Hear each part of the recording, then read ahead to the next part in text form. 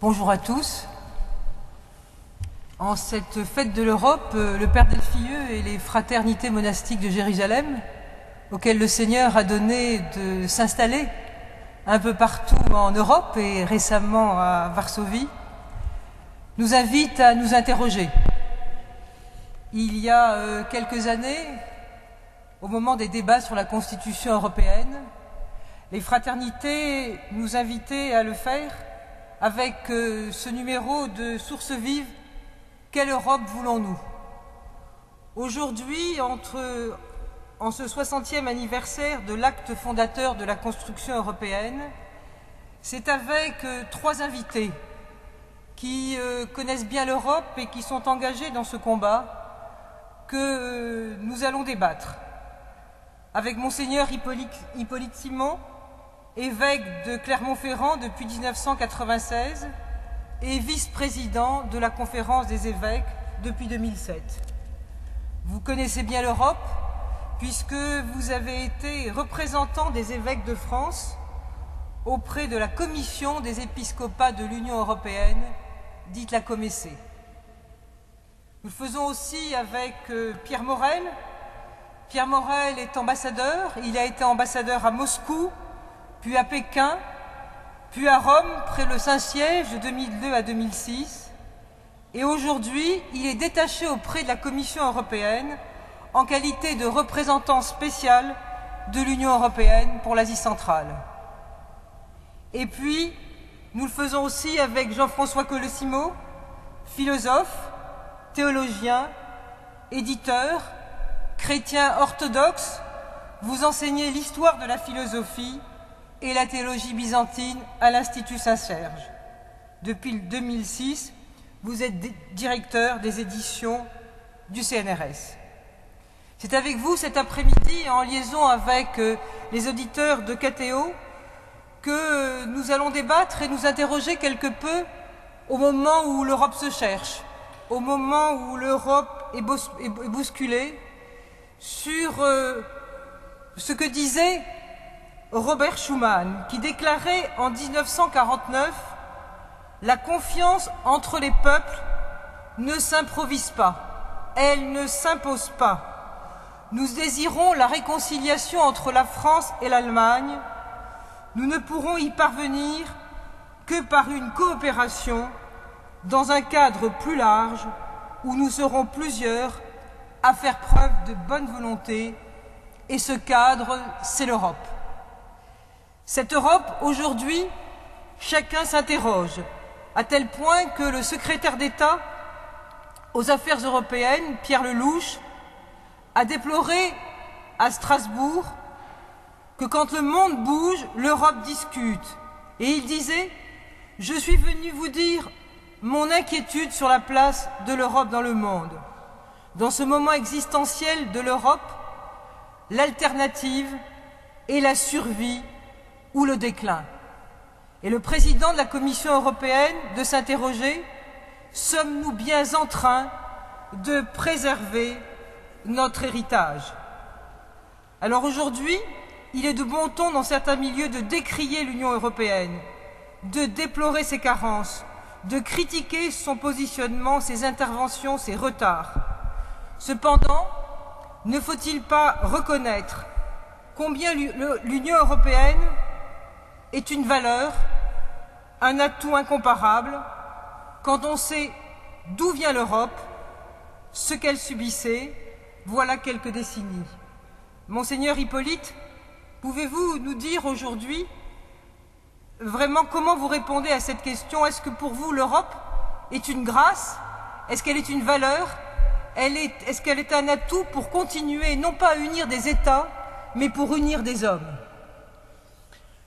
Vaste question, parce que grâce, valeur, atout, je crois qu'elle est les trois à la fois. Elle est d'abord une grâce parce que c'est par grâce que nous avons pu nous réconcilier avec l'Allemagne, que la Pologne et l'Allemagne ont pu se réconcilier, que le mur de Berlin est tombé. Et donc si l'Europe aujourd'hui est dans la situation où elle est, je pense qu'il y a un don qui nous a été fait. La question est de savoir si nous allons être à la hauteur du don qui nous a été fait, si nous allons le préserver. Donc, pour moi, je suis d'abord sensible à ça. Je ne suis pas très sensible aux politiques au jour le jour. Ce qui m'intéresse, moi, c'est la grande construction. Ce que m'en fait après, c'est la responsabilité de tous les citoyens et puis de tous les élus.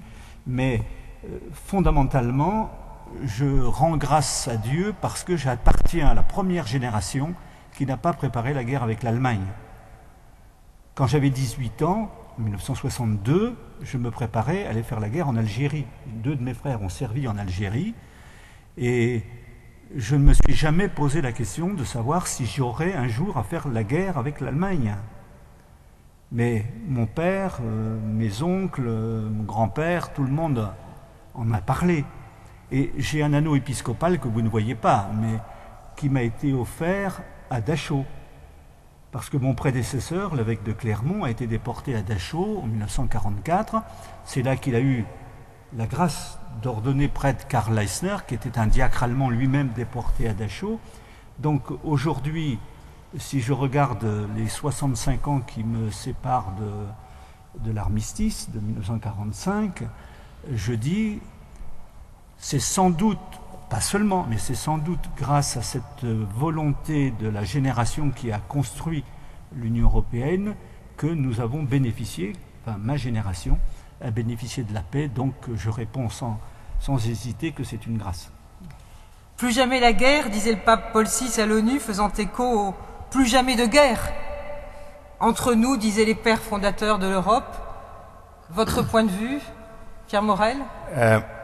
Merci d'abord aux fraternités de nous accueillir, ces fraternités qui sont de plus en plus européennes et qui le montrent aujourd'hui, et par leur fondation et par le fait que nous nous rassemblons pour aborder dans cette église Saint-Gervais ce thème qui est un thème pour tous les citoyens de l'Europe, mais que nous devons aborder sous tous les angles. On le fait dans cette journée de célébration.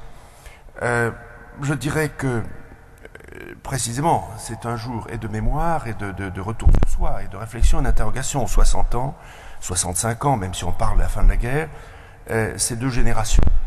Et cela veut dire que dans ces 2 générations, des hommes l'ont voulu passionnément, avec conviction, et je crois que c'est bien la caractéristique de l'Union européenne telle qu'elle existe aujourd'hui, au sein du vaste continent européen, comme symbole d'unité, communauté d'abord, union, des hommes l'ont voulu.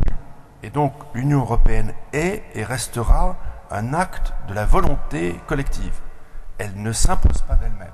Elle est portée par plus de 1000 ans d'histoire, mais à la fin des fins, ce sont, dans chaque génération, des hommes qui l'ont voulu, et vous l'avez déjà dit, par ce que je crois être un acte fondamental, qui est un acte de réconciliation. Je crois qu'il faut bien souligner cette dimension morale. Et cette dimension morale, pas simplement des personnes qui vont à la rencontre des uns et des autres, mais des États. Et c'est là qu'effectivement, le tournant s'est fait avec Robert Schuman, qui, à l'époque, ministre des Affaires étrangères, dans les salons du Quai d'Orsay, ce même jour, a prononcé cet appel, ce discours, et qui fait que ce salon de l'horloge, que j'ai bien connu comme diplomate pendant des années, reste un point de départ. Et a été l'occasion, et on peut le visiter, je crois, aujourd'hui, portes ouvertes au Quai d'Orsay, pour être dans ce lieu qui a vu tant de conférences diplomatiques. Acte de volonté, réconciliation, et non pas une fois pour toutes. Je crois que c'est très important, c'est tous les jours. C'est tous les jours qu'il y a un acte de réconciliation dans le travail de l'Europe, précisément parce que ça n'est pas évident, et qu'il faut le faire. Il faut le faire quelquefois contre soi-même, malgré d'autres opinions, et la crise que nous vivons montre bien que ce travail de refondation est indispensable. Entre Français et Allemands, et comme par hasard on a retrouvé dans ce moment d'alerte réelle sur l'un des éléments que l'on croyait les plus solides ou les plus confirmés de la monnaie européenne, du fonctionnement de la Banque centrale, etc., eh bien on comprend qu'il faut se ressaisir et que ce n'est pas parce qu'on s'est mis d'accord il y a 30 ans, il y a 40 ans que c'est évident aujourd'hui. Et je crois que c'est cette nécessité d'un effort sur soi, d'un sursaut, et donc d'un acte moral de réconciliation, pas simplement politique, qui fait que l'Europe est à refonder en permanence. Et vous, Monsieur Colissimo, est-ce que vous pensez qu'elle est une valeur, un atout, ou est-ce que vous pensez plutôt, comme Hannah Arendt, qu'elle est devenue un processus, et un processus économique, à tel point qu'on en oublie ses fondements et ses racines. Et parce qu'elle est devenue un processus, et notamment autour de valeurs plutôt matérielles, qu'aujourd'hui on en est amené à s'interroger. Je crois que dans le projet de Robert Schuman, il n'y avait pas que lui, il y avait beaucoup d'autres démocrates chrétiens. Il n'y avait pas l'idée simplement d'innover, il y avait l'idée de finalement continuer, perpétuer quelque chose qui existait auparavant. Il y a eu une Europe des moines fondée par Saint Benoît, il y a eu une Europe des philosophes et des théologiens, n'est-ce pas, Thomas d'Aquin qui enseignait à Paris, que je sache, n'était guère français au fond, même s'il a fécondé évidemment beaucoup de la culture française. Donc l'Europe a toujours existé, en fait, elle a existé culturellement, intellectuellement, et après la guerre et après la grande catastrophe qu'a évidemment représenté pour le continent européen la Première Guerre mondiale, où on a vu des nations dites chrétiennes et baptisées s'entretuer de la manière la plus féroce qui soit, il y a eu l'idée effectivement que fonder la paix, c'était une tâche urgente. Alors, il me semble tout à fait capital que cette journée provoquée par les fraternités monastiques de Jérusalem, qui elles-mêmes s'enracinent dans cet héritage européen, puisqu'elles ont remis la contemplation au cœur de la cité, se passe dans un moment de crise terrible, où on voit que les égoïsmes des nations finalement, sont à même de faire vaciller cette idée européenne, surtout face aux attaques d'un marché anonyme, aveugle, mondialisé. Donc nous sommes bien dans une situation de crise, et il nous apparaît que, effectivement, comme le disaient très bien Monseigneur Hippolyte Simon et Pierre Morel, que l'Europe reste une construction. Face à cette idée de construction, il faut arriver à ne pas être trop utopique au sens concret du terme. Pour l'instant, l'Europe n'a pas su se donner des frontières claires, elle n'a pas su se doter de véritables instruments de souveraineté, qui seraient par exemple sa résistance au pouvoir financier mondialisé, qui serait par exemple aussi sa capacité d'intervention militaire. Évidemment, l'Europe a réalisé la paix au sein du continent, mais elle a vécu la guerre aussi à ses portes, en ex-Yougoslavie. Et il a fallu l'intervention de l'OTAN, qui n'est pas exactement purement européenne, pour que finalement cesse le scandale de massacres ethniques répétés, n'est-ce pas? Donc je pense qu'on est là face vraiment à un carrefour, et juste pour dire pas plus, et arrêter là, évidemment, il y a toujours dans l'esprit européen une forme de torsion paradoxale qui fait que, par exemple, ce sont des chrétiens qui ont fondé cet idéal européen, et que l'Europe institutionnelle s'est précipitée tout de même pour mettre cette idée chrétienne dehors de quelque manière, qu'on le conçoive ou qu'on le voit, qu'on soit d'accord ou pas. Mais en attendant, l'Europe est aussi trop fondée, à mon sens, sur un projet perpétuel qui réclame l'amnésie. Il n'y a pas que celle des sources chrétiennes ou des racines chrétiennes de l'Europe. Je vous rappellerai qu'en termes de plaisanterie, les technocrates de Bruxelles ont aussi évacué Périclès le jour où ils se sont rendus compte, informés probablement par un historien critique, que l'Athènes de Périclès était aussi fondée sur l'ostracisme, l'esclavage, le mépris des femmes et l'homosexualité. L'Europe est un pèlerinage, disait Goethe, et sa langue maternelle, et le christianisme est sa langue maternelle. Est-ce que l'Europe qui s'est construite, comme vous veniez de le dire, avec des chrétiens catholiques, et qui ont tous été des hommes de frontières, Schumann le Lorrain alsacien, Adenauer le Rhénan, de Gaspari le Trentinois, est-ce que finalement, aujourd'hui, est-ce que l'Europe manque d'hommes et de femmes de frontières? Et d'autre part, est-ce qu'elle a oublié vraiment sa langue maternelle qu'est le christianisme? Monseigneur Hippolyte. Moi, j'en suis pas sûr. Mais le problème, c'est de savoir, alors c'est un grand débat, est-ce qu'il fallait expliciter dans le traité ou il fallait ne pas expliciter, rester dans l'implicite? On va peut-être pas ouvrir ce grand débat qui nous... Enfin, que je connais bien, mais que l'on peut mener. La question de fond, c'est de savoir si l'adjectif convient à une communauté. Est-ce qu'un pays peut être dit chrétien? Est-ce que ce sont les personnes qui méritent cet adjectif? Puisque la foi est une adhésion personnelle. Alors, après, par extension, on peut donner cet adjectif à une nation, à un pays, à une communauté. Mais fondamentalement, c'est les personnes qui ont été à être chrétiennes. Et donc, lorsque une communauté comme celle dans laquelle nous vivons permet aux personnes d'être chrétiennes, d'une certaine façon, elle remplit son rôle. Et les catholiques que vous avez cités, les trois, n'étaient pas seuls. Il y avait aussi Paul-Henri Spaak, par exemple, qui n'était pas catholique, mais qui participait à cette volonté-là. Et ces trois catholiques ont souhaité que l'Europe ne fût pas confessionnelle. Oui.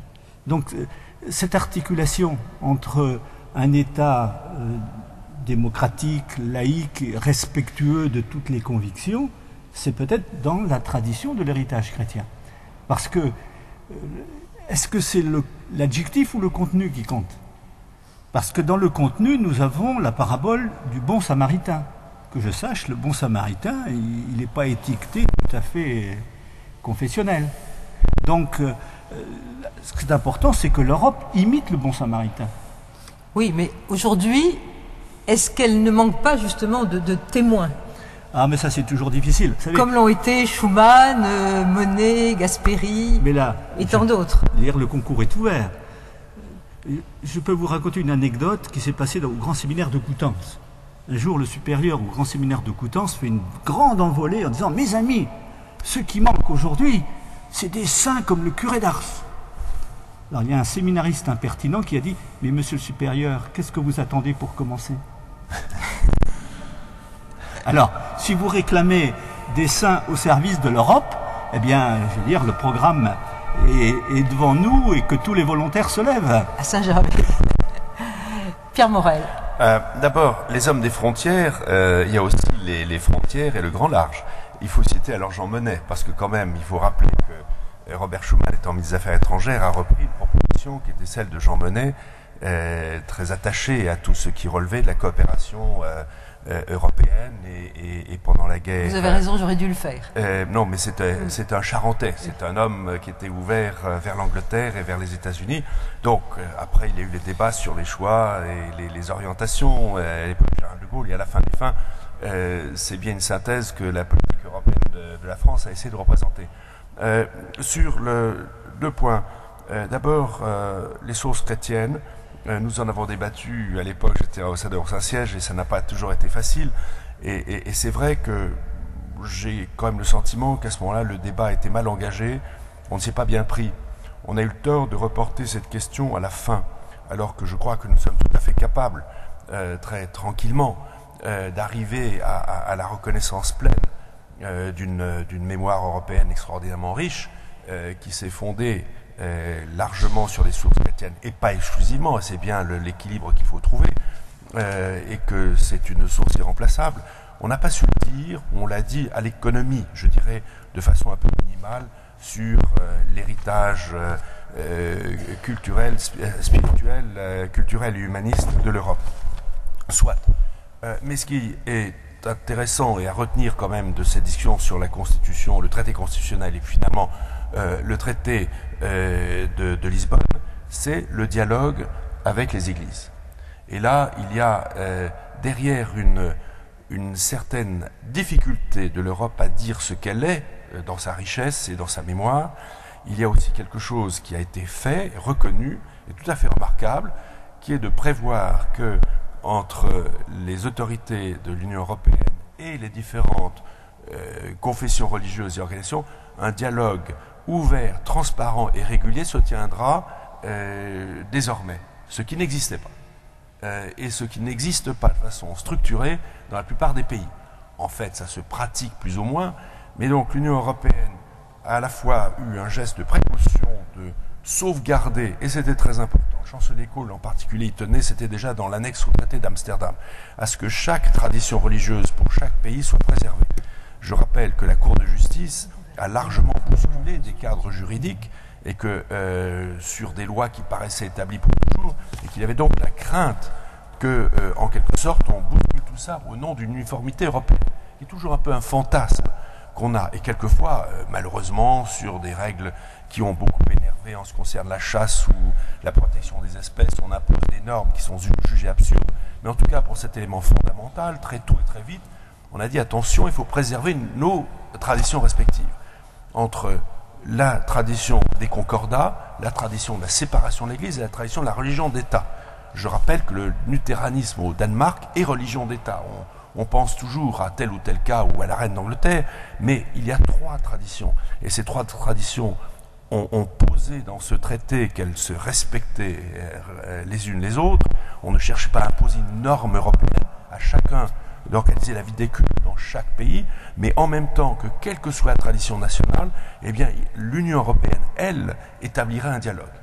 C'était l'article 52 dans le projet, c'est maintenant dans l'article 17, dans la première partie, les principes au titre 2, que ce dialogue est posé. Voilà un pas qui n'a pas fait de bruit, qui a été accepté par tout le monde, ceux qui croyaient au ciel et ceux qui n'y croyaient pas, j'ai envie de dire, et que donc on s'est battu et pas bien organisé pour dire ce qui était peut-être une évidence, et en même temps on a su aussi innover et ouvrir quelque chose qui n'existait pas auparavant.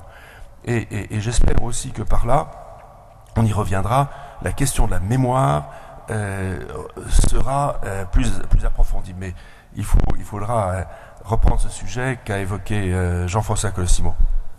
Et vous, Jean-François Colosimo, quelle réflexion vous inspire ce regard rétrospectif sur la naissance de l'Europe et avec tous ces hommes qui ont été vraiment des témoins de la construction de cette unité qu'ils ont voulu créer entre les hommes de toutes frontières? L'absence de témoins, elle est vraie aujourd'hui. Le problème, c'est de savoir aussi s'il y a un espace pour les témoins. Ça, c'est une deuxième question, parce qu'il ne suffit pas aux témoins d'exister, il faut encore qu'il y ait une forme d'agora où ils puissent se prononcer. Pour revenir à ce que disait Pierre Morel, qui m'a fait l'amitié de me faire participer à des séminaires tout à fait importants au Saint-Siège, avec le Vatican, où il réunissait des intellectuels français qui essayaient d'expliquer un peu aux cardinaux les positions de la France, et les cardinaux essayaient d'expliquer les positions du Vatican aux intellectuels français. Ce qui m'est apparu alors d'extrêmement fort, c'est que évidemment il était difficile d'insister un peu comme des enfants qui décrochent le pompon au manège pour dire on tient à tout prix à ce qu'il y ait mention des racines chrétiennes de l'Europe. Il aurait mieux valu d'ailleurs qu'on assiste pour parler peut-être du futur chrétien de l'Europe plutôt que des racines, c'était déjà un peu moins défaitiste. Mais en même temps, comme le disait très bien Jacques Julliard, qu'on peut guère soupçonner quand même d'être du parti catholique au sens le plus étroit du terme, dans le Nouvel Observateur, l'Europe n'est pas née sous X. Elle n'est pas qu'une pure utopie qui a commencé quelque part en 1945 sans histoire, ou après 1945, c'est évident. Alors c'est là où il me semble que le débat porte le plus gravement. Pour aller très vite, et pour prendre 2 intellectuels français d'importance, il y a la fameuse thèse de Marcel Gauchet, l'animateur du débat, qui considère qu'il y a aujourd'hui un désenchantement du monde, que finalement le christianisme a porté en lui-même la sécularisation, particulièrement en Europe à travers les Lumières, et que l'Europe a enfanté d'une société nouvelle où pour la première fois le politique et le religieux sont parfaitement autonomes l'un de l'autre. Il n'y a pas de lien. La société européenne serait la première société dans l'histoire et au monde qui concevrait un pur être politique sans lien à ce qu'on pourrait appeler les invisibles, la transcendance. Je vous rappelle que la Troisième République elle-même, qui n'était guère chrétienne ou catholique affirmée, se référait à ces invisibles. La République, la patrie, l'État, tout ça avec de grandes majuscules, n'est-ce pas? Et les monuments aux morts de nos villages en portent la trace. Hein? Donc il y a ce problème de désenchantement que pose Gauchet, et pour lui, finalement, l'Europe, c'est l'avenir du monde. À savoir que nous allons vivre dans un monde globalisé, où les identités, quelles qu'elles soient, toutes les identités religieuses, si on accepte d'étendre le concept de religion, de se rendre compte que la religion, c'est ce qui relie les hommes, donc les identités religieuses, c'est-à-dire confessionnelles, religieuses au sens strict, mais même nationales, vont en quelque sorte se dissoudre. Il n'y aura plus d'arrière-monde, il n'y aura plus d'eschatologie, il n'y aura plus de verticalité, il y aura une existence politique d'une humanité réconciliée, parce que justement, chacun ayant abandonné en quelque sorte ses oriflammes, ses drapeaux, ses gris-gris, ses rites, etc. Et de l'autre, il y a la thèse de notre ami Régis Debray, qui pense que, en fait, cette conception utopique de l'Europe ne correspond pas à une promesse de l'histoire, mais en quelque sorte à une sortie de l'histoire. C'est une manière sympathique de dire, ben voilà, nous avons été un monde tout à fait extraordinaire, nous avons fait l'Europe des monastères, l'Europe des théologies scolastiques, l'Europe de la Renaissance, l'Europe des grandes découvertes, l'Europe des colonisations, l'Europe des affrontements entre la religion et la laïcité, l'Europe de 14-18, malheureusement aussi l'Europe de 39-45, des totalitarismes encouragés par les intellectuels. Nous sommes très fatigués de l'histoire et donc nous sortons tout doucement par la porte de derrière. Entre ces deux thèses, il y a évidemment toutes les positions possibles. Mais il est évident que ces deux thèses représentent quand même deux héritages français très caractéristiques, n'est-ce pas? On pourrait dire, sans que le mot soit connoté, un héritage de projection cosmopolite, issu des Lumières, et de l'autre côté, plutôt un héritage de révolution nationale, lui aussi, issu des Lumières. Je pense qu'aujourd'hui, l'Europe en est là. Et que, en plus, le véritable problème, c'est que le débat intellectuel sur l'Europe reste assez faible. Que la participation de ce qu'on peut appeler les témoignages spirituels et religieux à l'Europe reste assez faible. Cela irait tout de même dans le sens un tout petit peu de la thèse de Régis Debray, à savoir que l'Europe se fabrique en dehors de ce qui pourrait justement l'irriguer, et elle qui est justement caractérisée par sa capacité au retour critique sur la propre histoire. C'est ça l'Europe. Quand on dit est-ce que la Turquie peut faire partie de l'Europe, ben, nous attendons que les Turcs aient un rapport critique à leur histoire. C'est ça le grand signe. Ce n'est pas des questions de critères économiques, ce n'est pas des questions de religion. Être européen, c'est être capable de s'autocritiquer dans sa mémoire et dans son histoire. Donc ce rapport critique, est-ce qu'aujourd'hui il est possible? Est-ce qu'il est encouragé par les institutions européennes? Ou est-ce qu'au contraire, il est en quelque sorte marginalisé? C'est là pour moi où se pose la question la plus grave.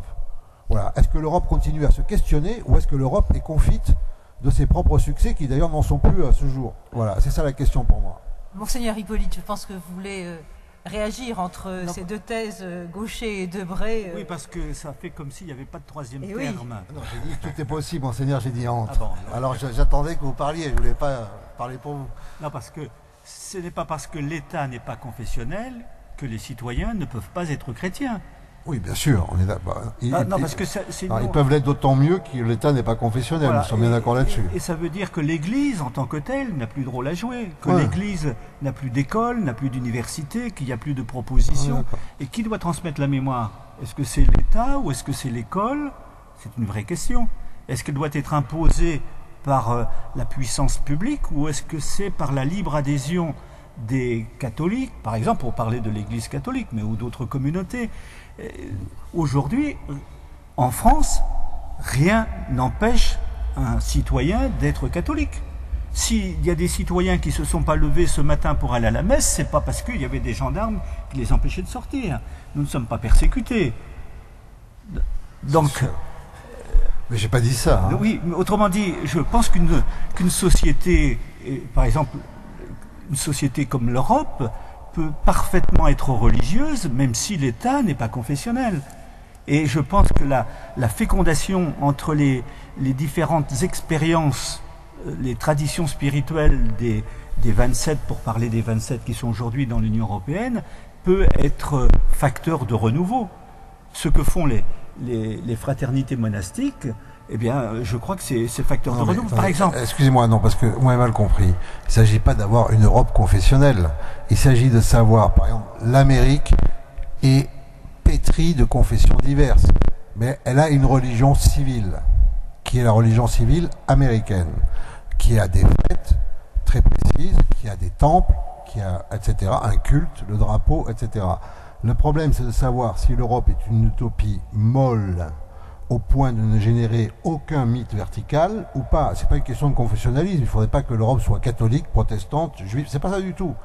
est-ce qu'on a un rapport à la verticalité où la promesse horizontale de la paix suffit à elle-même? C'est ça la véritable question aujourd'hui, me semble-t-il. Et ça n'a rien à voir avec le confessionnalisme, rassurez-vous. Je ne suis pas du tout pour qu'on mette des gendarmes pour accompagner les gens à l'église, fût-elle orthodoxe, le dimanche matin. La promesse horizontale, semble-t-il aujourd'hui, c'est plutôt la promesse économique. Mais il y a une promesse verticale aussi dans la dimension de paix, la dimension de spiritualité. Je retrouvais ces propos de Jean-Paul II.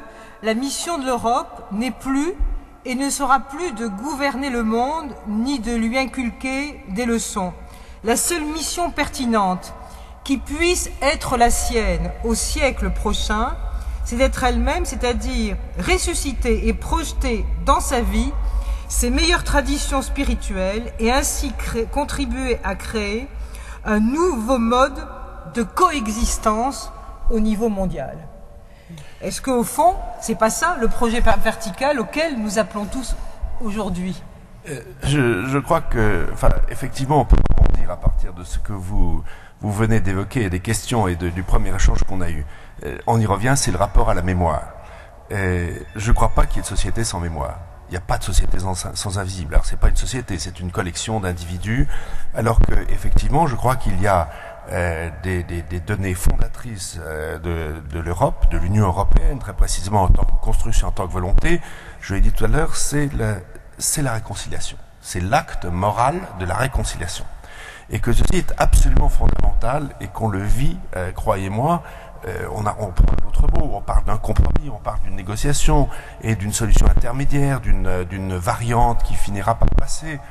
On a perdu du temps entre février et mai, mais en même temps parce que on est des pays démocratiques dans lesquels rien n'est imposé par l'un à l'autre, et que donc à la fin des fins, il faudra qu'autour d'un projet commun qu'il a fallu un peu improviser dans l'urgence, on ne croyait pas que ceci pourrait nous arriver. Et on n'est pas dans une situation où quelqu'un qui est le maître du jeu dit « je décide pour tout le monde que ce sera ainsi ». Bon, donc effectivement, on a peut-être perdu du temps, mais on arrive et il faut arriver ensemble. C'est le choix qu'on a fait. On ne se refera pas autrement. Mais ce qui me frappe, c'est que justement, il n'est pas possible de contourner cette donnée morale, cette mémoire qui est là, sous-jacente. Et c'est là où je crois que par rapport au débat entre cosmopolitisme ou sortie de l'histoire, effectivement, il y a une voie médiane. D'abord, dans la nécessité de dépasser le droit. Si nous avons estompé la mémoire, si nous nous sommes peut-être trop concentrés sur la prospérité, c'est que on l'a construite à partir de cette réconciliation, et après on a fait du droit.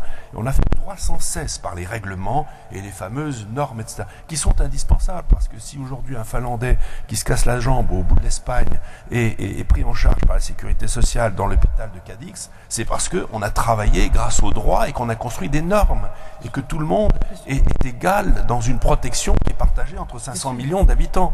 Et on peut dire de Brest jusqu'à Temesvar et Timișoara, je veux dire, où que ce soit à travers le continent européen.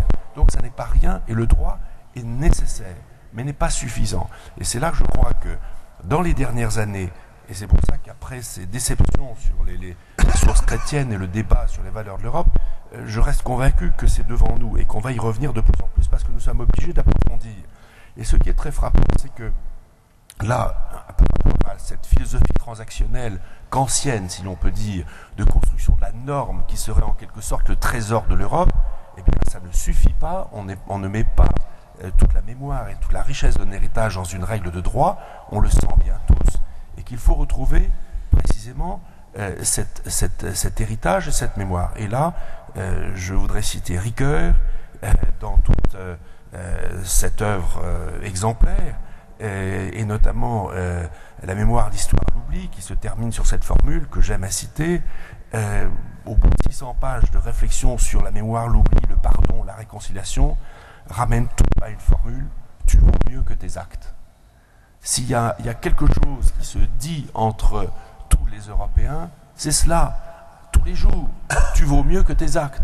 J'ai ceci et j'ai cela à te reprocher, je suis plus ceci ou cela que toi, mais à la fin, de tous les reproches ou de toutes les frustrations qui peuvent exister ou de toutes les mémoires douloureuses qui sont portées et que l'on ne peut pas effacer, eh bien, il y a cette attitude qui est de dire tu vaux mieux que tes actes et donc nous poursuivons. Avec tout ce que ça représente de volonté et de mobilisation. Quelques exemples quand même, des témoins. J'en citerai. Il le mesure, il porte les couleurs de l'Europe tous les jours. La mission d'observation de l'Union européenne en Géorgie. Je m'occupe aussi de la crise en Géorgie. Vous avez là 300 hommes qui viennent de 26 pays européens sur les 27, qui sont entre deux partis qui se sont fait la guerre il y a 1 an et demi, et qui patrouillent, aident, essaient de ramener à la vie normale des gens qui ont été les victimes d'un conflit, avec des réfugiés. Ils sont sans armes. On s'est battu férocement pendant 1 semaine dans ces montagnes au nord de la Géorgie. Et le choix et la réflexion a été faite, est-ce qu'on y va avec des armes ou pas? Et le choix a été non, on y va sans armes. Parce que notre métier, et notre mission à la circonstance, c'est d'avoir toute l'expérience de gens qui sont formés pour le combat, et en même temps, en la circonstance, de ramener à une vie normale. Et donc, 6 mois après, lorsque je suis allé voir, je dis, est-ce que vous continuez? Est-ce que vraiment ce choix est le bon?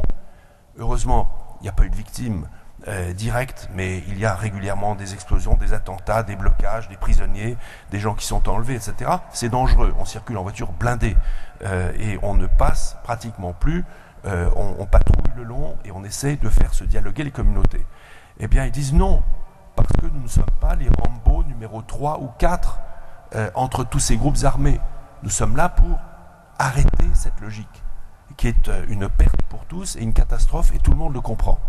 Donc, ça ne veut pas dire que l'Europe est sans armes, et elle devra assumer des responsabilités qui pourront aller au-delà, et même aller sur le terrain et participer au maintien de la paix, comme elle l'a fait, et avec des victimes et des sacrifices. Oui, mais être capable de concevoir ce type d'attitude dans des situations de crise, et c'est l'Europe qui a arrêté la guerre en Géorgie. C'est l'initiative de la présidence française, le Conseil de sécurité était bloqué, l'OSCE, l'Organisation de la sécurité et de la coopération en Europe, à Vienne, était bloqué puisque la Russie était engagée, et c'est par une décision et un acte de la présidence française, à l'époque, le président Sarkozy s'est rendu, ensuite il a fallu négocier, on a envoyé sur le terrain ces 300 hommes en 3 semaines. Pour faire la même chose aux Nations Unies, il faut 6 mois. Le temps d'aller consulter, de préparer. On a fait ça en 3 semaines. Et ces gens sont partis sans armes, en le sachant, mais avec des missions d'observation qui se font comme dans une opération militaire. Je ne dis pas qu'ils sont témoins de l'Europe, je dis qu'ils portent les couleurs de l'Europe. Ils sont carabiniers, ils sont de la police militaire britannique, ils sont polonais, ils sont des gendarmes français, ils ont été à Beyrouth, ils ont été au Tchad, etc. Voilà ce que peut inventer et livrer à l'égard de apporter à l'égard de situations extrêmes une Europe qui essaye de créer des valeurs. Parce que derrière tout ça, il y a le respect de la personne, la sauvegarde des victimes, le retour à une vie décente pour les populations affectées. Je crois que ça ne veut pas, on ne peut pas tout ramener à cela, mais c'est vrai qu'il y a 10 ans, on ne pouvait pas faire ça. On a dû réapprendre ça. On croyait que la guerre, ce n'était pas pour nous. Et on croyait que l'Europe pourrait se replier sur elle-même. Et donc, même si on avait envie de sortir l'histoire pour répondre à la thèse de notre ami commun Régis, on ne pourra pas. On ne pourra pas. C'est, je crois, l'évidence qui est en train de s'imposer à nous, même si elle nous dérange. Nous sommes fragiles, nous pensions avoir des certitudes, repuisons dans notre mémoire et dans notre capacité pour être capable d'assumer des risques que l'on voulait éviter. Vous venez de parler de mémoire, et Robert Schuman disait ce qui est préparé par les aînés n'est valable que si les générations nouvelles y apportent leur enthousiasme. Avec l'exemple que vous nous avez donné, la Géorgie, nous avons un exemple de ce relais. Monseigneur Hippolyte, ce relais a-t-il été assuré ou l'enthousiasme s'est-il émoussé? Est-ce qu'il y a des faits marquants auxquels vous associeriez la mise en route de l'Union européenne, au-delà, par exemple, de l'amitié franco-allemande signée en 1963 par Charles de Gaulle et Konrad Adenauer? Mais là-dessus, moi je crois qu'il faut bien regarder comment ça s'est passé, parce que 1963, c'est presque 20 ans après la fin du conflit. Mais on n'a pas attendu 1963 pour commencer à travailler. Et qui a commencé à travailler? Et ce sont les mouvements de jeunesse, c'est Pax Christi, ce sont les églises. Dès 1945, dans un petit livre que je vous recommande, qui s'appelle « Les catholiques et l'Europe », dont j'ai assuré la fabrication, vous trouverez un texte extraordinaire de Joseph Rovan. Joseph Rovan, déporté à Dachau, avec Monseigneur Piguet, donc mon prédécesseur, avec Edmond Michelet, avec beaucoup d'autres, il sort de Dachau au mois de mai, et nous sommes presque l'anniversaire donc de cette libération, il sort de Dachau au mois de mai 45. Il publie dans Esprit en octobre 45 un texte extraordinaire que j'ai publié, que vous pouvez retrouver, qui s'appelle « Nous aurons l'Allemagne de nos mérites ». Il explique quoi? Il explique de deux choses l'une. Ou bien nous allons chercher la revanche et nous allons enclencher un nouveau cycle de guerre. Ou bien nous considérons que les jeunes Allemands ne sont pas responsables du nazisme, qu'ils ont été victimes eux-mêmes du nazisme, et nous entreprenons un processus de réconciliation et nous les aidons à devenir européens avec nous, auquel cas nous aurons l'Allemagne de nos mérites. Ce sont des individus, c'est les mouvements de jeunesse. Là, je pense à René Raymond, par exemple, il m'a expliqué comment, quand il était à la GEC, il passait ses vacances, Alfred Grosser dirait la même chose, en forêt noire, pour essayer de rencontrer des jeunes qui sortaient des jeunesses hitlériennes, pour leur apprendre ce que c'est que penser démocrate. Enfin, qu'est-ce que c'est que la démocratie? Donc, on n'a pas attendu des initiatives 1963, le traité de l'Élysée, pour que la société civile commence. Je rappelle un autre exemple, qui a été tout à fait décisif. C'est la grande crise de Pologne en 1981. Vous savez, l'état de guerre, décembre 81, et voilà. On interroge le ministre des Affaires étrangères de l'époque, M. Chesson, on lui dit « Qu'est-ce que vous allez faire ?» Et comme État, réponse de l'État, et il n'y en avait pas d'autre possible. Naturellement, nous ne ferons rien. Parce que si on avait commencé à gesticuler militairement, à ce moment-là, sous l'état de guerre, on risquait de monter aux extrêmes avec... il y avait encore l'URSS. Donc on ne gesticulait pas n'importe comment devant l'URSS. Qui a travaillé? C'est la société civile, ce sont les églises. Rappelez-vous tous les camions de vivres qui sont passés. Alors moi j'ai un souvenir personnel. En février 82, je suis allé avec un camion de vivres chez les religieuses à Cracovie. J'étais reçu par le cardinal Mararski, mon évêque à l'époque, Monseigneur Badré m'avait donné une lettre pour le cardinal Mararski, et le cardinal Mararski m'a reçu, et il m'a dit « Même si vos camions étaient vides, il faudrait que vous veniez. Parce que pour nous, moralement, c'est décisif. Ça veut dire que la frontière n'est pas opaque. » Donc le fait que... Alors on croisait des... Il n'y avait que des camions d'Europe de l'Ouest, de la Suède jusque partout. Hein, et c'était extraordinaire. Sur les routes de Pologne, on ne voyait que des camions qui venaient de l'Ouest. Eh bien, c'est la société civile qui réagit avant les États, parce que les États étaient ligotés, ils ne pouvaient pas bouger. Alors, dans le domaine de la mémoire, n'attendons pas qu'il y ait des commémorations, les initiatives des églises comme celles que nous vivons en ce moment, mais par exemple, un des lieux où la tradition se transmet le mieux, c'est Thésée. Moi, j'ai emmené, quand j'étais aumônier de lycée, des jeunes à Thésée. Eh bien, ils n'ont pas attendu que le mur soit tombé pour inviter les jeunes Polonais à venir à Thésée. Donc, vous voyez, aujourd'hui, si on veut retrouver de l'enthousiasme, eh bien, il y a de quoi faire. Si on fait un pèlerinage à Assise, un pèlerinage à Czestochowa, un pèlerinage je ne sais où, à Kevlar ou en Allemagne... Bon, je termine par un exemple personnel. Pour le 60e anniversaire de l'ordination de Karl Eisner, nous avons proposé une messe solennelle à Dachau. Et j'avais demandé à toutes les écoles catholiques de Clermont d'envoyer une délégation de jeunes Français, étudiants en allemand, avec leurs correspondants d'Allemagne, pour se retrouver. Nous avons vécu une messe extraordinaire. Et c'est sans doute un des moments dont ces jeunes se souviennent le mieux. Donc vous voyez que aujourd'hui, le champ est ouvert. On attend simplement les enthousiastes. Le cœur des hommes, Jean-François Colosimo.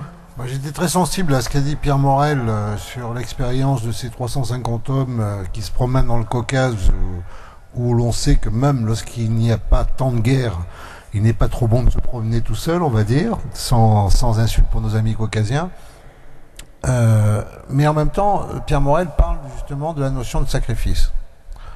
Il n'y a pas de réalité politique qui existe, c'est la leçon chrétienne de la séparation des pouvoirs. Le prince chrétien peut ne pas faire couler le sang impunément comme le ferait n'importe quel tyran, mais l'histoire est faite aussi, je le dis devant cet autel, du sang qui coule, même si un jour un certain sang a été donné de manière à ce que le sang ne coule plus. Mais ça, c'est le royaume de Dieu et ça ne se confond pas avec l'histoire. Donc dans l'histoire, il ressort au pouvoir temporel d'administrer la violence qui est inhérente à la condition humaine. D'ailleurs, les chrétiens ont vraiment élaboré toutes sortes de théories pour dire comment et pourquoi l'administration d'un tel pouvoir peut être juste ou injuste, légitime ou illégitime. Ça a été une des grandes contributions chrétiennes à l'épanouissement même du droit international. Quand on est une réalité politique qui refuse de se doter des attributs de la puissance, on se condamne à l'impuissance. On peut effectivement tourner l'impuissance en témoignage. C'est certainement très important. Est-ce que c'est suffisant ? Les plus grandes campagnes, l'Europe, elle s'est faite lorsque les États-Unis ont déclaré cette guerre vraisemblablement injuste contre l'Irak, hors de tout cadre, en tout cas international donné, et on a vu à Madrid, à Londres, à Rome, à Paris, des manifestations monstres en faveur de la paix. Très bien, formidable. J'aurais aimé être sûr que ces manifestations aient été menées dans une conscience exacte des enjeux et non pas dans une sorte de pensée trop prompte à la béatitude terrestre qui justement évite le poids de la tragédie dans l'histoire. Ça, c'est une question pour moi. La deuxième question, évidemment, c'est que, à tort ou à raison, il y a des jeunes Américains perdus au fin fond de l'Amérique profonde qui sont encore prêts à mourir pour certains idéaux américains que nous pouvons par ailleurs condamner et trouver soit parfaitement obtus, soit parfaitement obsolètes, soit parfaitement idiots, soit parfaitement répréhensibles. Tout ce qu'on voudra. Il n'empêche qu'il y a des jeunes boys qui sont capables d'aller à l'autre bout du monde parce qu'ils croient à certains idéaux pour lesquels ils sont prêts à mourir. Tant qu'il n'y aura pas de jeunes Européens qui seront prêts à mourir pour l'idée européenne, et certainement il y en a, et j'entends bien Pierre Morel là-dessus, mais dans ce cas-là, nous serons dans une forme de faillite par rapport à l'état endémique de tragédie du monde, qui est un monde qui se nourrit de la violence et du sang. On ne peut pas avoir des idéaux qu'on ne sait pas faire respecter en quelque sorte, et certainement un des points les plus difficiles de l'Europe aujourd'hui, mais Pierre Morel en parlerait mieux que moi, c'est évidemment d'arriver à façonner une diplomatie commune par rapport à des nations qui ont des histoires tellement séparées et contradictoires, et d'arriver à façonner aussi l'idée d'une défense commune. Je sais que ça semble très, très, très éloigné des idéaux spirituels. Moi, je crois que la spiritualité se tient aussi là, qu'il n'y a pas de contradiction entre les deux, et qu'il ne s'agit pas évidemment de former une Europe qui serait une Europe agressive. Mais encore une fois, qu'est-ce qui fait que le vivre ensemble nous dépasse? Quel est l'appel à la transcendance que nous recevons dedans? Qu'est-ce qui fait qu'effectivement, on a envie de donner sa vie pour des idéaux? C'est ça la véritable question, celle des témoins dont vous parliez tout à l'heure. Et il est vrai que de ce point de vue-là, la construction de l'Europe économique, la construction de l'Europe juridique, la construction de l'Europe politique l'ont pour beaucoup emporté sur ces notions d'idéaux, et que, évidemment, il a fallu tellement de tractations qu'à la fin, on s'est retrouvé un peu court sur les idéaux. Ce qui explique aussi une certaine désaffection dans le registre du mythe, si on comprend bien que le mythe, ce n'est pas seulement de l'artefact, mais c'est ce qui fait vivre les hommes et les femmes ensemble aussi, n'est-ce pas? Parce qu'alors, le mythe, vous semblez dire, le mythe, c'est... C'est une puissance dans l'histoire. Oui, mais c'est aussi pour vous, j'ai l'impression, l'absence d'amour. Enfin... Non mais attendez, l'amour, je suis pour. Ne me faites pas dire le contraire de ce que j'ai dit. L'amour, je suis pour. Mais si vous pensez que l'amour est une politique en soi, vous faites un raccourci qui, à mon avis, ignore simplement l'histoire, le temps, l'homme, et voire même le péché, pour dire les choses comme je les pense. Donc, laissez Rousseau à Rousseau. Je pense que ce n'est pas un père de l'Église, n'est-ce pas? Non, bien sûr. Les pères de l'Église abordent l'histoire, il me semble, avec un peu plus de réalisme. Alors, Non, je vais aborder avec avec le don de réalisme. soi, je voulais Avec dire. réalisme. Avec le don de soi, ce que Donc, vous évoquiez. Un tout petit point d'histoire. Il ne faut pas que les Français se dédouanent trop vite. Exactement. C'est nous, les Français, je dis nous, les Français, comme ça, bon, qui en 1954 avons désavoué Robert Schuman sur la communauté européenne de défense. Alors je ne sais pas s'il fallait le faire ou s'il ne fallait pas le faire, mais il y a eu une alliance. J'étais pas né. Moi j'avais 10 ans, je n'avais pas le droit à la parole, mais il y a quand même eu une alliance de circonstances entre des gens qui ne pensaient pas du tout la même chose au Parlement pour refuser cette idée-là. Alors je ne sais pas si elle était bonne ou elle n'était pas bonne, mais en tout cas, de facto, on a retardé l'idée d'une défense commune pour l'Europe et on est allé chercher l'OTAN, effectivement, quand il y a eu la guerre en 92 en Yougoslavie. Et peut-être que s'il y avait eu une communauté européenne de défense, j'en sais rien, on ne refait pas l'histoire. Mais simplement pour dire que nous, les Français, sur ces questions-là, nous devons nous rappeler quand même que nous avons parfois compliqué le tableau. Pierre Morel, vous voulez réagir? Oui, parce qu'effectivement, on ne proclame pas la paix qu'on a été capable de construire entre soi, c'est à travers des expériences terribles. Et au fond, le point de départ le plus absolu de la construction européenne, c'est Auschwitz, c'est Dachau que vous avez évoqué. Parce que c'est là que l'Europe est allée jusqu'à l'abîme. Et que donc, quand on a été si loin dans l'horreur, il y a là un ferment qui reviendra, qui doit revenir toujours, et qui est le constat que l'on est capable du pire, mais qu'en même temps, la leçon ayant été vécue de la façon la plus atroce, le réflexe du plus jamais ça est vraiment un réflexe absolument fondamental, d'où ce qui peut donner l'utopie molle qu'évoquait Jean-François, qui est disons, la religion des droits de l'homme, entre guillemets. Vous disiez une religion civile. On peut dire d'une certaine façon, il y a une religion, entre guillemets, il y a une idéologie des droits de l'homme que chacun lit à sa façon, parce que c'est au fond plein de versions qui peuvent être parfaitement contradictoires sur quel droit. Et donc, on a nos débats bien européens là-dessus. Mais précisément, le point focal, c'est le drame absolu. C'est la négation de l'homme en tant qu'homme, et donc l'abîme du continent qui a le plus porté la notion, et qui a fait émerger la notion de personne à partir de la mutation et l'émergence de l'ère chrétienne, bien sûr. Mais déjà en assumant toute une longue histoire. Donc, cet éloignement de la mémoire, ce refus de prendre en charge ce qui a fait la logique et la démarche de l'Europe, c'est évidemment se condamner à la sortie de l'histoire. Mais, encore une fois, ça ne veut pas dire que l'on est désarmé à tout jamais, c'est qu'on veut définir un certain rapport à la violence et une certaine capacité à maîtriser la violence gratuite, la violence nationaliste, et ça c'est notre apprentissage, c'est ce que nous vivons, c'est le refus de la montée aux extrêmes, c'est la recherche du dialogue, c'est la négociation, c'est le compromis, et non pas pour escamoter les choses, et on peut faire des erreurs, et nous avons fait des erreurs en Yougoslavie parce que nous ne croyions plus que la guerre était possible à nos portes. Et donc il a fallu un apprentissage. On a mis 10 ans, on a mis 15 ans. C'est à partir de ce moment-là qu'on a commencé à comprendre, après un certain nombre d'erreurs. Mais encore une fois, je crois que cette capacité émerge, se forme progressivement, amènera à d'autres responsabilités. La défense, je rappelle que c'est une initiative européenne, un état-major européen qui coordonne l'action contre la piraterie dans l'océan Indien. Bon, et des navires soviétiques, enfin russes, pardon, sont eux-mêmes engagés dans ces opérations. Donc, c'est lent, c'est laborieux, mais il est évident que l'usage de la violence ne peut pas être écarté. La maîtrise de la violence, à partir de toute la mémoire qu'on porte, peut donner un message européen dans ce domaine. Vous avez évoqué Dachau, et là, je crois qu'on en revient. Enfin, vous avez cité Joseph Provence, qui était un ami et qui était une magnifique personnalité. Je voudrais citer aussi le père du Rivaux, qui a fait partie de ces premières équipes. Revenant des camps, reparti tout de suite. Et je voudrais faire le lien avec ce qui a fait partie de l'action culturelle du côté français à l'époque, qu'elle soit officielle ou non, de traduire, de diffuser des ouvrages et autres. Et un jeune séminariste, dans les années 40, 50, a découvert comme ça le cardinal de Lubac, les œuvres du père de Lubac. Il s'appelait Joseph Ratzinger.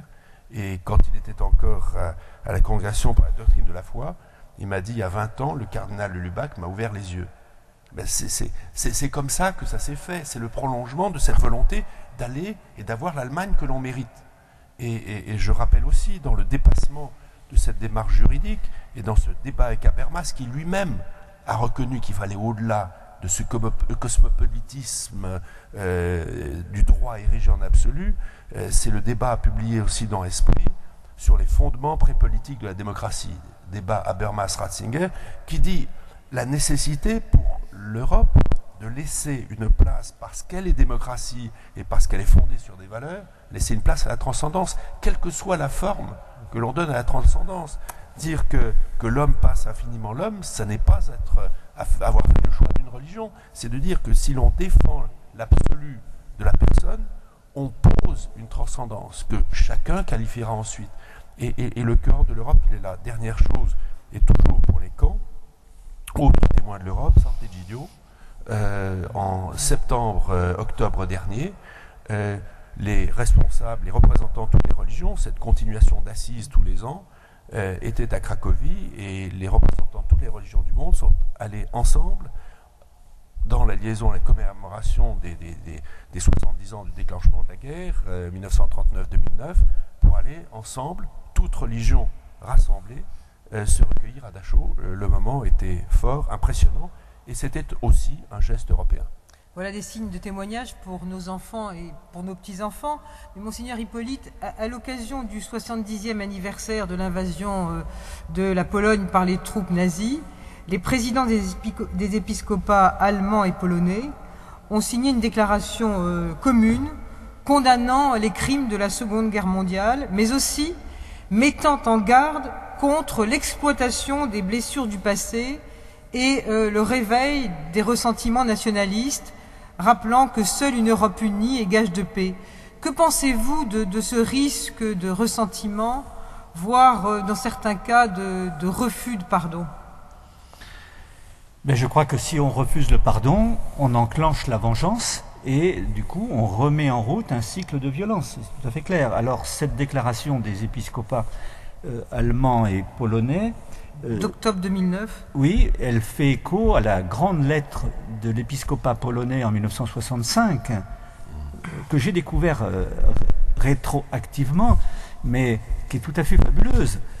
Donc au concile, il faut bien se représenter, le concile, avant de donner des textes, a été une expérience spirituelle pour tous les évêques qui ont participé. Moi, j'ai connu des évêques qui ont participé au concile, ils ont tous témoigné de cela. Pendant 4 ans, ils se réunissaient d'octobre jusqu'au mois de décembre et ils vivaient une expérience de l'Église universelle. Et parmi ces épiscopats, il y avait donc les Polonais et les Allemands qui ont appris à se rencontrer, à se parler. Et au moment où la Pologne préparait le millénaire de 1966, ils ont décidé d'inviter un représentant de tous les épiscopats du monde. Mais il fallait inviter les Allemands. Alors vous voyez le contexte, 1966, la guerre froide, comment inviter l'épiscopat allemand à venir en Pologne pour le millénaire de la Pologne.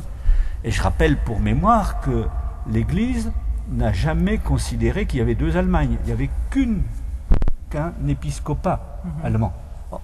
Et donc ce sont 3 cardinaux qui ont écrit cette lettre. Il y avait Karol Wojtyła, cardinal Kominek et cardinal Stroba qui ont écrit cette lettre aux Allemands, dans laquelle ils ont écrit ceci: nous vous pardonnons et nous demandons votre pardon pour les souffrances infligées aux populations allemandes qui avaient été chassées de l'ouest de la Pologne et obligées de partir en Allemagne. Alors, il s'est passé quelque chose d'extraordinaire. C'est pourquoi j'insiste beaucoup sur cette lettre, parce qu'on la connaît mal en France, alors qu'elle est tout à fait décisive. 1965, vous voyez, le gouvernement polonais a dit « les évêques ont trahi la patrie », parce qu'ils n'entraient pas justement dans ce ressentiment, où on entretenait le ressentiment contre le nazisme, voilà, contre l'Allemagne de l'Ouest, pour justement légitimer la DDR, etc. Donc le gouvernement polonais a accusé les évêques d'avoir trahi la patrie. Et ils ont fait une démarche absolument incroyable. Ils ont demandé à tous les élèves de CM2 de faire une rédaction pour dénoncer le méchant évêque qui avait trahi la patrie. Eh bien, c'est comme ça que toutes les familles l'ont su. Et donc, ils n'ont pas fait exprès, mais ils ont popularisé la lettre des évêques, toutes les familles, et c'est là où, autant que je sois renseigné, la population polonaise a pris parti pour les évêques, et très vite, M. Gomulka a vu qu'il avait fait une erreur, et il a sifflé la fin de la partie en disant « cette lettre n'est pas antipatriotique ». Donc, une nation qui trouve en elle-même la force spirituelle de dire « nous vous pardonnons et nous demandons votre pardon », est-ce qu'elle n'est pas plus grande qu'une nation qui entretient le ressentiment, etc., et qui prépare la vengeance? Et vous voyez, je me permets d'insister aussi parce qu'on est en 65, et c'est seulement 4 ans plus tard, ou c'est déjà 4 ans plus tard, mais c'est la société civile qui a précédé l'État, puisque c'est seulement en 69 que M. Willy Brandt a pu venir à Varsovie s'agenouiller devant le ghetto de Varsovie.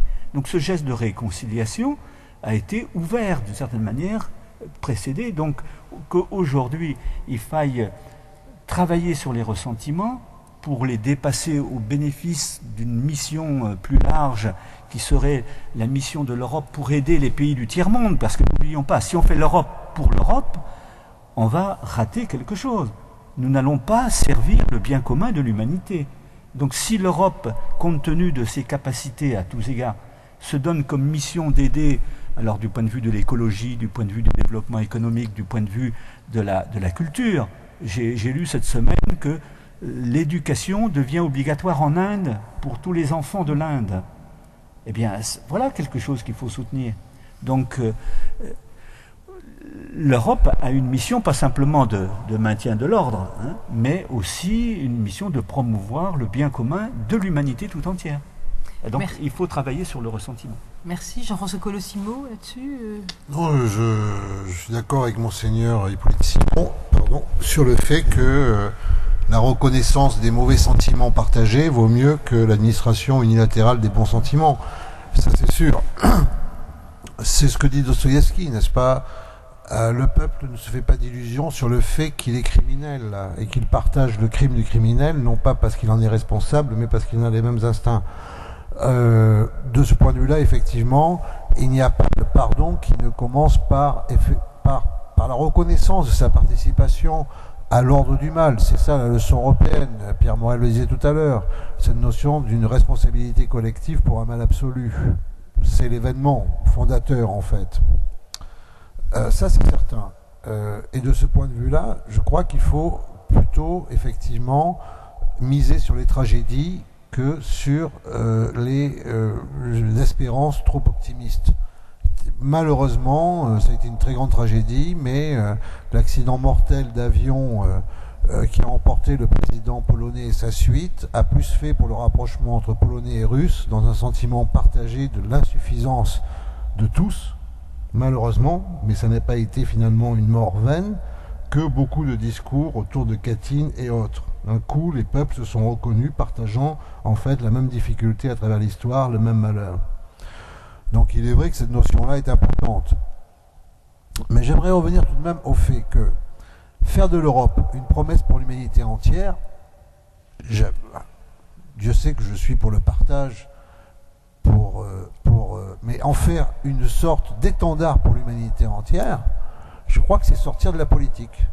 C'est là où je trouve qu'on frise des horizons utopiques qui me font considérablement peur si je ne savais qu'en fait, ils se limitent à des pétitions de principe. En quoi l'Europe serait-elle une promesse pour l'humanité aujourd'hui? En quoi serait-elle au service de l'humanité? Est-ce que l'Europe est une religion ou est-ce qu'elle reste dans l'ordre du politique? Est-ce qu'elle frise l'utopie à ce point, au risque pour le coup de sortir de l'histoire complètement, ou est-ce qu'elle peut s'établir effectivement aussi avec une notion de service des autres? Bien sûr, mais quelle grande puissance ne l'a pas?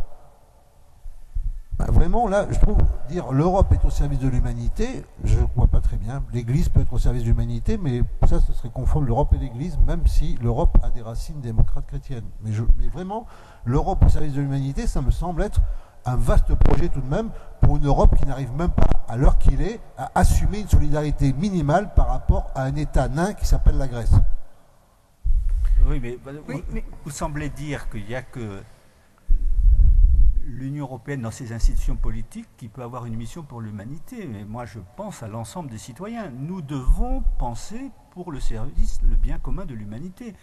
Si l'Europe ne pense qu'à elle-même et se défend comme une forteresse riche devant des pays qui sont infiniment plus pauvres que nous, si elle ne se reconnaît pas une mission de partager avec ces peuples-là et de partager, par exemple, grâce à ces universités, je crois que nous risquerions d'être très cyniques. Et ça, mais monseigneur, excusez-moi, Dieu sait que les Grecs ont été tout à fait inconséquents, puisqu'on sait que les Grecs ont emprunté 120 milliards entre 1830 et 2005 pour faire la Grèce moderne, et qu'ils ont emprunté 130 milliards entre 2005 et 2010, 10 milliards de plus. Mais c'est aussi les facilités que leur ouvrait l'Europe pour qu'ils deviennent de bons Européens, puisqu'on sait que la Grèce avait été mise dans l'Europe, non pas au titre de l'orthodoxie, mais au titre de la vieille mémoire de l'Athènes démocratique ou apparentée, n'est-ce pas? Donc il fallait que ces Grécoulis, en quelque sorte, deviennent rapidement un tout petit peu plus civilisés. Du coup, ils sont devenus paupérisés à force d'excès d'argent. Mais aujourd'hui, quelle leçon peut donner l'Europe de solidarité au reste du monde alors qu'elle n'arrive pas elle-même à s'établir en solidarité par rapport à ses membres? Vous voyez bien tout de même, là, est-ce qu'on n'est pas vraiment dans le décrochage utopique? Non, mais là, je ne suis pas tout à fait d'accord. Oui. Pardon. Bon, d'abord, personne n'est jamais exemplaire, et le principe de solidarité est quand même dans l'extension du respect de l'autre et de la réconciliation et de la vie en commun, est aussi un des principes fondamentaux de l'Union européenne. La réconciliation, le respect mutuel, la solidarité, c'est aussi même une certaine conception de l'économie de marché, certes bousculée par un libéralisme triomphant qui a dû en rabattre. On y revient, et le rôle des États, et l'équilibre, et les protections sociales, et le rôle de la société civile, tout ceci quand même fait partie maintenant du patrimoine commun. Pardon, et toute la politique aussi des fonds structurels sur lesquels se sont construits l'Irlande, l'Espagne, l'Italie, la Grèce, un certain nombre de pays. C'est toute cette politique. Et déconstruit, disons les deux. Et maintenant déconstruit, parce qu'effectivement... Voilà. Avec une difficulté dans le cas de la Grèce, qui ne suffit pas à tout expliquer, mais avec pendant des années des chiffres faux, il est évident qu'on se met à déraper. Ce n'est pas la raison principale. Il y a eu aussi le facteur de politique nationale divergente. Et la gouvernance économique de l'Europe est le sujet d'aujourd'hui. Je voudrais prendre un exemple, le bien de l'humanité. Oui, encore une fois, notre solidarité sera toujours insuffisante. Nous n'avons aucune perfection à afficher face au reste du monde. Mais je prends un exemple, Copenhague. On est vraiment dans la discussion qu'on a eue. À Copenhague, prise de conscience universelle de l'enjeu planétaire, le réchauffement climatique, la nécessité de prendre des mesures. L'Union européenne a travaillé énormément là-dessus. Et si on a pu s'interroger sur le rôle de la Commission, ça a été très critiqué au moment de la crise économique, la crise financière, il est certain que la Commission a mis en place à octobre 2008, ce qu'on appelle le paquet énergie-climat pour 2020, qui sont des objectifs à la fois ambitieux et réalistes pour limiter le réchauffement climatique, à partir de données scientifiques incontestables, plus 20% d'énergie renouvelable dans le bilan énergétique, plus 20% d'efficacité énergétique, moins 20% d'émissions de carbone pour 2020.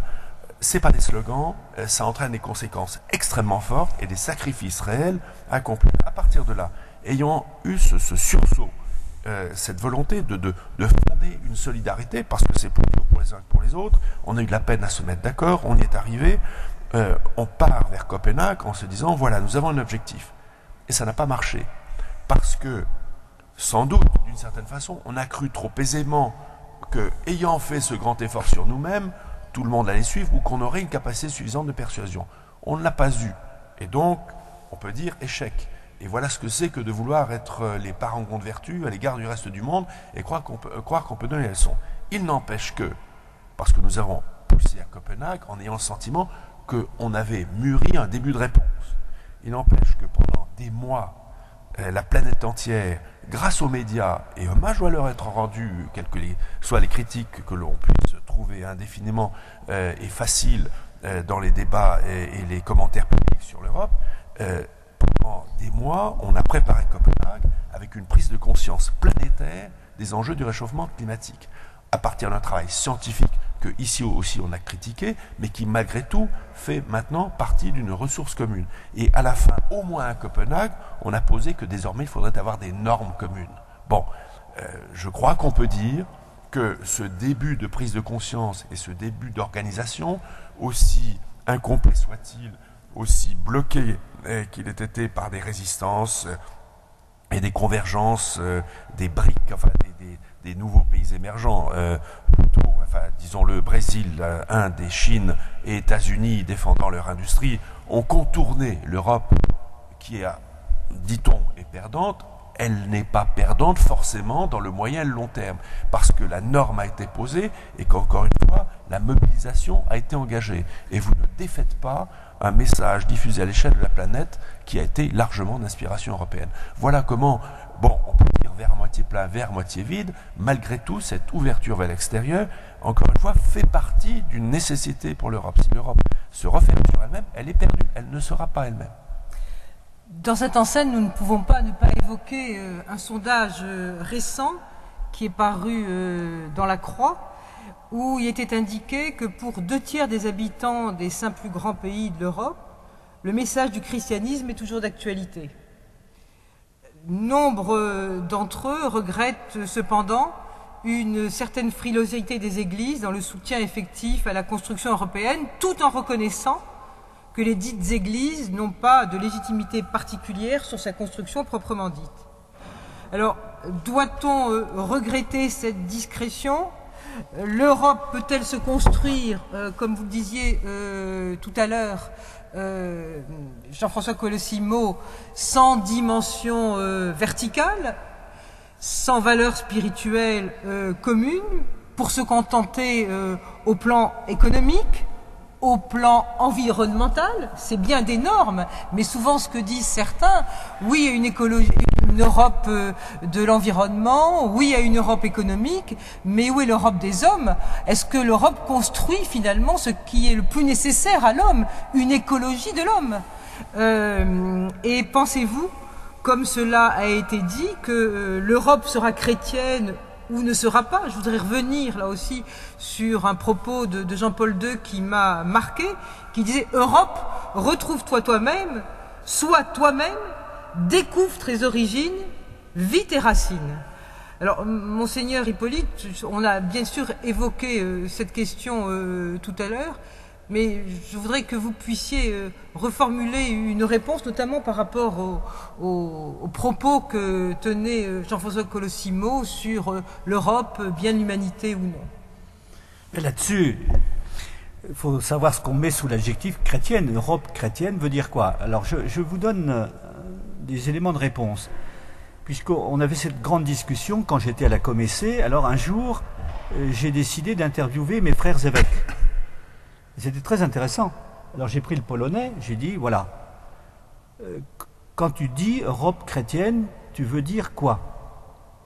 Il m'a répondu, eh bien, une Europe chrétienne, c'est une Europe dans laquelle le christianisme est libre. Autrement dit, c'est une Europe qui n'est pas soviétique. Hein, puisque lui, il avait l'expérience comme polonais d'avoir été soumis à cette emprise. Bon. Alors j'ai pris l'allemand, je le salue, Monseigneur Romayer qui vient de décéder il y a quelques mois. Alors j'ai pris l'allemand, je lui ai dit, voilà, mon frère, tu emploies souvent cette expression, l'Europe chrétienne, c'est quoi pour toi? Et là, il s'est mis presque à pleurer. Mais Hippolyte, mais tu comprends pas. Si l'Europe n'est pas chrétienne, elle sera nazie.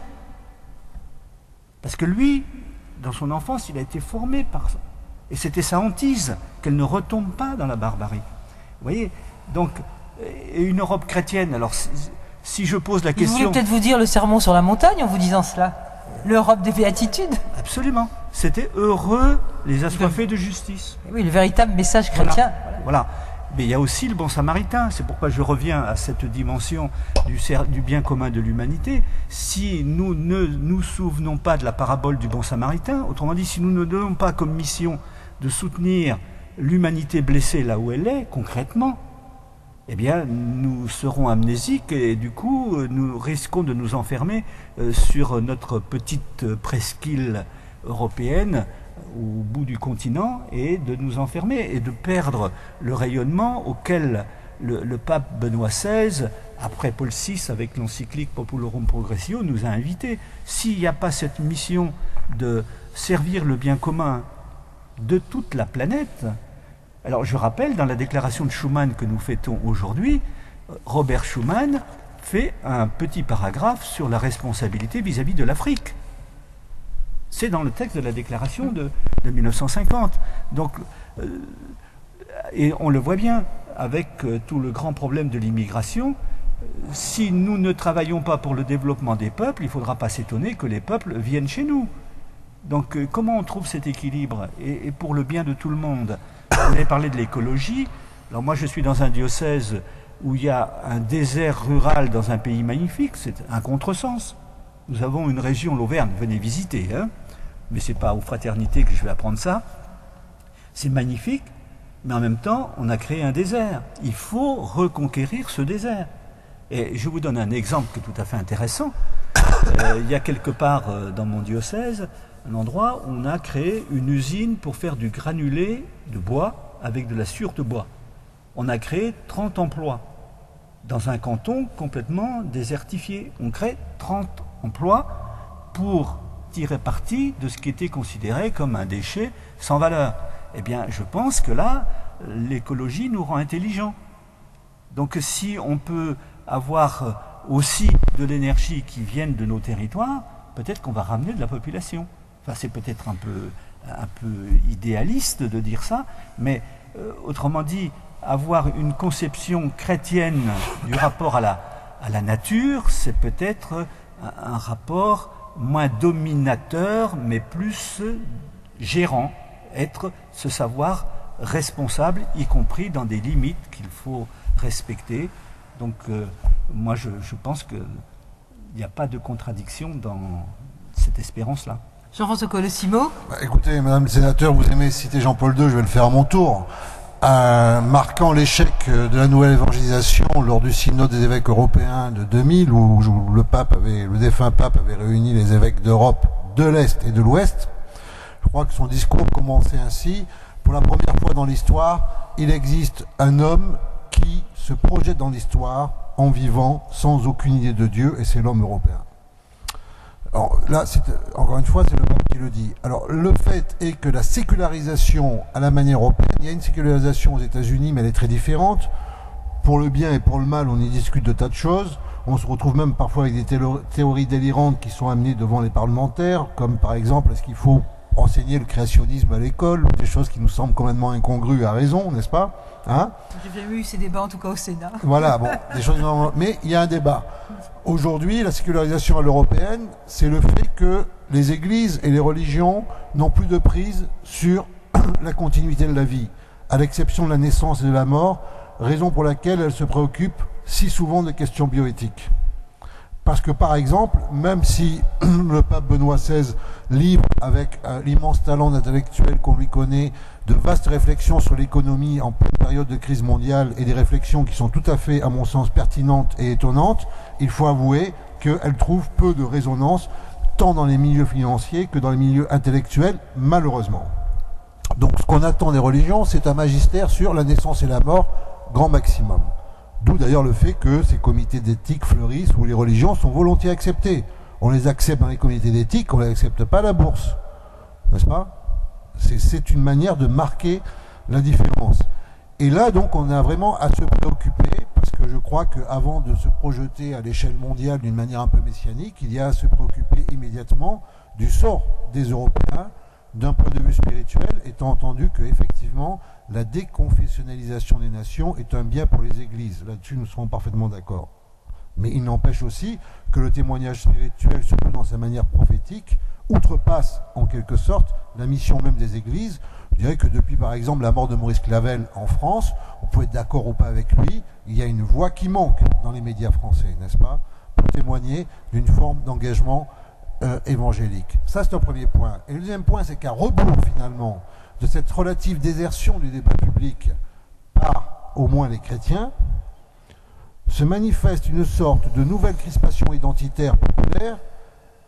Exemple, la question des minarets qui a agité la Suisse, où on s'empare de motifs chrétiens sans être nécessairement chrétien, où on veut exclure l'autre sans pour autant remplir les églises, parce que si on remplissait les églises, peut-être qu'on serait moins prompt à exclure l'autre, et où finalement l'idée chrétienne se voit instrumentalisée pour fabriquer un identitarisme que les églises elles-mêmes et leurs responsables réprouvent, en tant que chrétiens justement. Une instrumentalisation nouvelle de l'identité, qui est parfaitement menaçante, parce qu'encore une fois, c'est une identité contrefaite, qui n'a rien à voir avec l'Évangile, qui n'a rien à voir avec le Christ, et qui est justement une espèce d'héritage pseudo-spirituel statufié.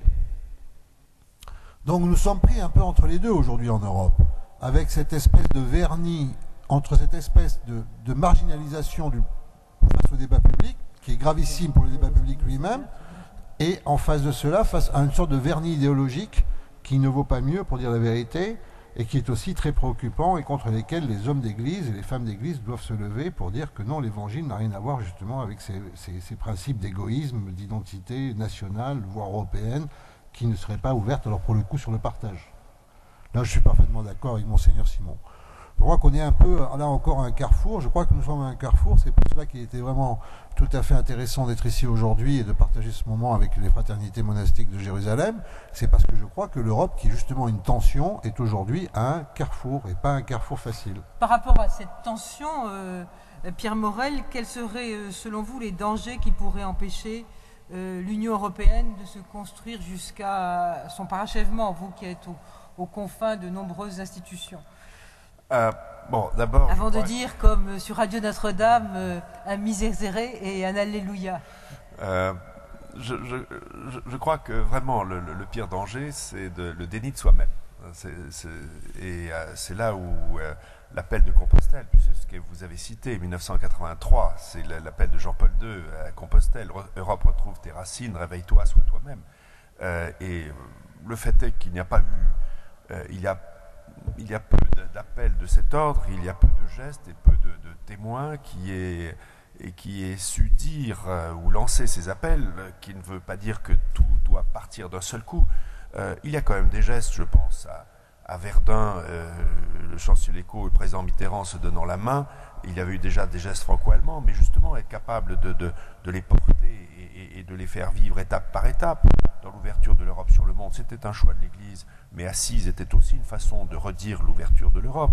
Donc, je veux dire, ces gestes peuvent être partagés, ils peuvent être religieux, ils peuvent être civiques, mais personne n'a d'exclusive. Le fait est qu'ils sont difficiles, ils ne portent pas toujours, et beaucoup sont manqués ou noyés dans trop d'événements. Peut-être qu'ils sont désormais plus collectifs. On en a cité de nombreux exemples dans les échanges, les rencontres, les initiatives. Je pense aussi, je le cite souvent parce que je trouve que précisément par rapport à ces débats identitaires, une expérience comme Marseille-Espérance. Oui. Voilà, au premier soir de la guerre de Gaza, les responsables des communautés à Marseille, avec des correspondants dans tous les quartiers, se réunissent pour qu'il n'y ait pas d'affrontement. Et on se parle. Et voilà des actes que j'ai envie de dire, européens, dans cette façon d'écouter le reste du monde et ne pas être simplement dans sa coquille, et en sachant très bien qu'on ne peut pas, puisque sinon c'est le désordre et c'est l'affrontement. Donc voilà des prises de conscience qui, je crois, dont on a besoin. C'est exemplaire, c'est très bien. On en a tout simplement besoin. On voit que l'Europe ne pourra pas se faire autrement. Monseigneur Hippolyte, quels seraient selon vous les dangers qui pourraient empêcher l'Europe de se... Alors là, ce serait vaste, mais là, je voulais simplement illustrer ce que dit M. Morel par le fait, je constate que les jeunes que je rencontre qui redécouvrent le mieux leurs racines chrétiennes et catholiques, ce sont ceux qui partent en coopération ou en échange universitaire, alors en Europe ou dans le monde. Et ce matin, en venant dans ma voiture, j'ai écouté sur une autre radio, RCF, le témoignage d'un séminariste de Rennes qui expliquait comment, après avoir passé 7 ans en coopération professionnelle, comme commercial au Vietnam, c'est là qu'il est revenu pour rentrer au séminaire.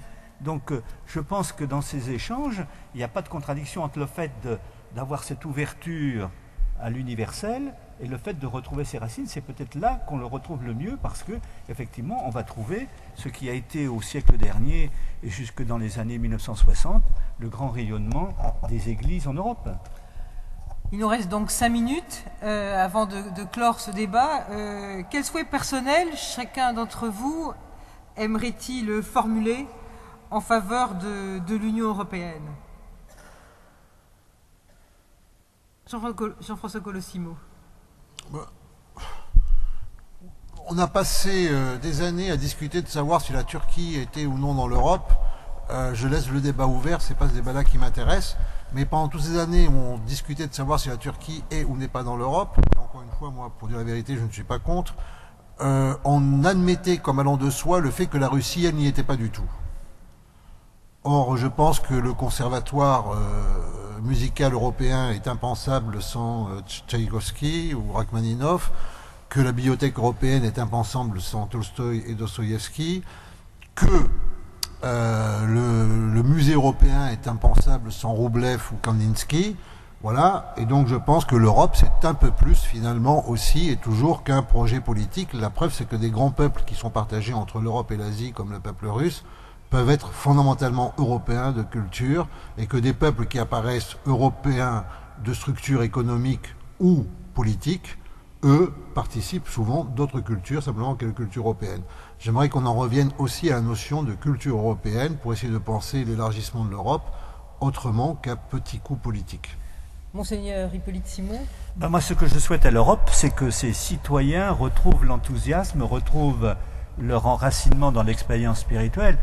Une des choses qui m'inquiète le plus, alors c'est là où je vais émettre à l'envers un souhait, c'est ce à quoi nous assistons en France. Par exemple, il suffit d'une invitation sur Facebook pour que 6000 personnes se retrouvent pour prendre un apéritif géant sur la place de Jaude à Clermont, en faisant des concours pour savoir s'ils seront plus nombreux à aller à l'hôpital en coma éthylique qu'à Rennes ou à Nantes ou à Caen. Et je trouve ça un peu débile. Alors ce que je souhaite, c'est que les Européens aient un autre idéal et retrouvent une mémoire plus longue et un horizon beaucoup plus vaste. Donc c'est tout. Qui sort du commun, monseigneur. Éthylique, c'est ce que vous souhaitez. Pierre Morel. Je serai très, très simple. Ce que je souhaite à l'Union européenne, parce que c'est comme cela qu'elle incarne l'identité de l'Europe sans exclusive, en ayant d'importants voisins, d'importants partenaires, entièrement d'accord avec Jean-François Colosimo, et il est bon que dans l'élargissement, plusieurs pays orthodoxes fassent désormais partie de l'Europe, traduisent la richesse des héritages. C'est une des réussites sous-estimées de l'Europe ces dernières années, c'est l'élargissement, qui finalement est en train de se faire, est un succès. Ce que je lui souhaite, c'est de savoir prendre des risques pour finalement dire l'essentiel. Merci à vous, merci aux fraternités monastiques de Jérusalem. Nous souhaitons qu'elles s'installent le plus possible dans toutes nos villes d'Europe. Nous n'avons pas donné la parole à la salle, mais juste avant de commencer ce débat, l'une d'entre vous m'a donné un message écrit. Et j'ai envie de donner ce message pour conclure. Quand l'humanité osera enfin choisir la vie et désobéir à la mort, l'Europe pourra renaître de ses cendres. À Dieu, rien n'est impossible si nous osons enfin faire ce qu'il nous dit, même si cela dépasse notre entendement. Merci à tous.